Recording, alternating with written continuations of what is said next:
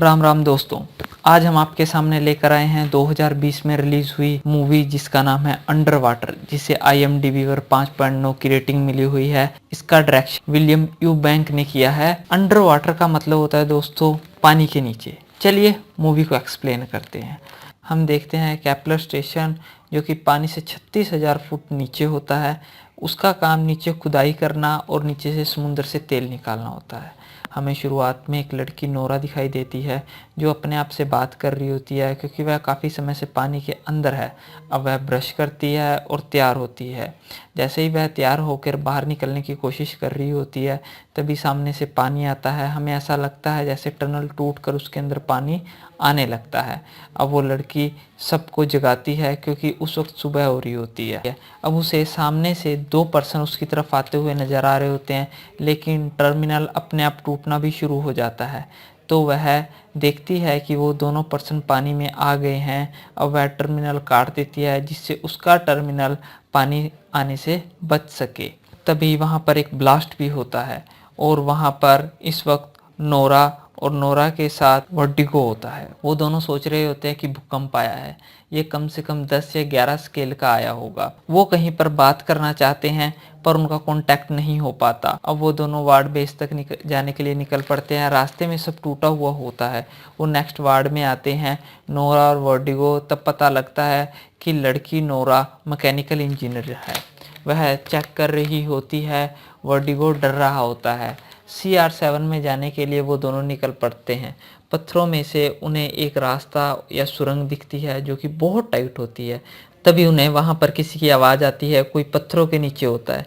जब वह पत्थर हटाते हैं तो वहाँ पर पोल होता है। नोरा और वर्टिगो उसे निकाल लेते हैं। अब ये तीनों CR7 के लिए निकल जाते हैं। बहुत बारीक सुरंग होती है। तभी वहाँ पर उन्हें किसी की लाश दिखती है और नोरा डर जाती है। अब वे वार्ड वे तक पहुँच जाते हैं, लेकिन वो भी बहुत बुरी हालत में था। वहाँ उन्हें कैप्टन मिलता है। नोरा बताती है कि शिप 70% डैमेज है।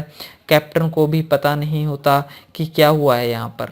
नोरा बोलती है कि आपको चले जाना चाहिए था। तो कैप्टन बोलता है मैं कैप्टन हूँ, मैं सबसे लास्ट में जाऊँगा। अब तक मैं 22 लोगों को निकाल चुका हूँ। अब वो बाहर निकलने का प्लान बनाते हैं। नोरा कंट्रोल रूम में जाती है। वहाँ पर एमिली और स्मिथ होते हैं। अब ये 6 लोग हो जाते हैं। सारे डेस्क ढह चुके हैं। टर्मिनल कोड स्टेबल नहीं थे। वहाँ कभी भी विस्फोट हो सकता था। वो सब रोबोक में जाने का प्लान बनाते हैं। वो 1.5 किलोमीटर नीचे होता है। तब कैप्टन प्लान बताता है। वह बोलता है हम कार्गो लिफ्ट से C ब्लॉक तक जाएंगे, एक्सिस टर्मिनल से मिड पॉइंट टर्मिनल तक जाएंगे, तब हम वहाँ तक पहुँच पाएंगे। तभी उन्हें पता लगता है कि बाहर का टेम्परेचर 10 डिग्री बढ़ चुका है और वो निकल पड़ते हैं सूट पहनकर। तभी वहाँ भूकंप आ रहा होता है। जब वो निकलते हैं तो एमिली डर रही होती है। अब वो लिफ्ट जैसी जगह में बैठते हैं और नीचे जाने लगते हैं। इसी बीच वर्टिगो का हेलमेट फट जाता है और वो वहीं पर मर जाता है। अब वो 5 लोग रह जाते हैं। अब वो C बिल्डिंग में आ जाते हैं। अब वो एक्सिस टर्मिनल से मिड टर्मिनल तक जाते हैं। उन्हें लगता है कि नीचे वाले प्लेटफॉर्म पर कोई है। उसे देखने स्मिथ और पॉल जाते हैं। उनके सूट में कैमरा होता है जिसे कैप्टन, एमिली और नोरा देख रहे होते हैं। तभी नोरा गेट खोलती है और वो बाहर चले जाते हैं। वो बाहर देख रहे होते हैं। उन्हें बाहर कुछ दिख नहीं रहा होता। तभी नोरा कंप्यूटर में देखकर बोलती है कि वह चीज़ तुम्हारे सामने होनी चाहिए। तभी वहाँ किसी का वॉलेट मिलता है। तभी उन्हें किसी की बॉडी भी मिलती है। एमिली और नोरा उन्हें बोलते हैं कि उन्हें वापस आ जाना चाहिए। तभी पोल पर कोई अटैक करता है और वो उसे पकड़कर टनल में ले जाते हैं। वो चीज़ डेड बॉडी खा रही थी। तभी वो ऊपर जा रहे होते हैं तो उस कीड़े को एग्जामिन करते हैं। तभी उनके टनल की लाइट चली जाती है। तभी उन्हें कोई आवाज़ सुनाई देती है और कोई चीज़ उनके टनल पर अटैक करती है। वो सब डर जाते हैं। वो वहाँ से भागने लगते हैं। सब चीज़ें टूटकर उनके ऊपर गिरने लगती हैं। वह जिस जगह होते हैं वहाँ दरवाज़ा नहीं खुल रहा होता, पर अचानक दरवाज़ा खुल जाता है। स्मिथ का ऑक्सीजन लेवल कम हो जाता है, पर अब वह ठीक है। वो एक मशीन की मदद से आगे जाने लगता है, पर थोड़ा आगे जाने पर पानी ज़्यादा गहरा होता है, तो उन्हें तैर कर जाना होता है। अब वो आगे पत्थर देखते हैं तो उन्हें उस पत्थर के नीचे से जाना होगा। सब निकल जाते हैं पर पोल वहीं फंस जाता है। अंत में वो बाहर आ जाता है तो वो बोलता है नीचे कुछ था, आदमी और मॉन्स्टर का मिक्सचर। अब उसका केबल फंस जाता है और उसे लगता है कि उसके केबल को कोई खींच रहा है, तभी पोल भी मर जाता है। अब वो 4 लोग बचते हैं, नोरा, एमिली, कैप्टन और स्मिथ। अब वो मिड स्टेशन पर आ जाते हैं। वो 6.5 मील नीचे होते हैं। वो सब सोच रहे होते हैं कि ये उनकी गलती है, उन्होंने ज़्यादा खोदा, ज़्यादा तेल निकालना चाहा, तभी ये सब हो रहा है। स्मिथ का सूट खराब हो रहा होता है तो वो बोलता है कि तुम यहाँ से चले जाओ। वो सब बोलते हैं नहीं, हम तुम्हें साथ लेके जाएंगे। स्मिथ और नोरा आगे जा रहे होते हैं, तभी नोरा को कुछ दिखता है। मॉन्स्टर स्मिथ को अपने साथ ले जाता है। कैप्टन स्मिथ तक पहुंच जाता है, तभी कैप्टन को मॉन्स्टर अपने साथ ले जाता है।